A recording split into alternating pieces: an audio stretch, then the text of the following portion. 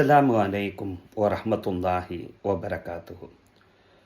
உதிர்ந்த சருகொன்று, அதாவது காய்ந்த இலை ஒன்று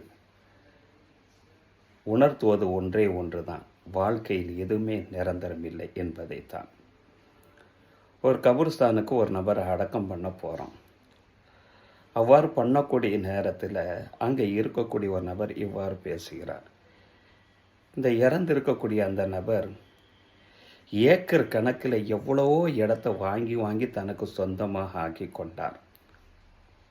இறுதியாக பூமி தான் அவரை சொந்தமாக்கி கொண்டதை தவிர அவர் அந்த இடத்தை சொந்தமாக்கி கொண்டதாக தெரியவில்லை என்று ஒரு விஷயத்தை சொன்னார்.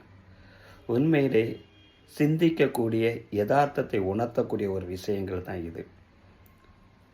சூரத்துல் முல்கில் இறைவன் இவ்வாறு சொல்லுவான், அல்லது ஹலக்கல் மௌத்தவல் ஹயாத்த. ஒரு மனிதனுக்கு வாழ்வையும் இறப்பையும் நாம் எதற்காண்டி படைத்திருக்கிறோம் தெரியுமா? இது எபுலுவக்கும் ஐயுக்கும் அஹசன அமலா. உங்களில் எவர்கள் நல்லறங்கள் புரிகிறார்களோ என்பதை சோதிப்பதற்காக வேண்டித்தான் என்று இந்த இறைவசனத்தில் இறைவன் குறிப்பிடுகிறான்.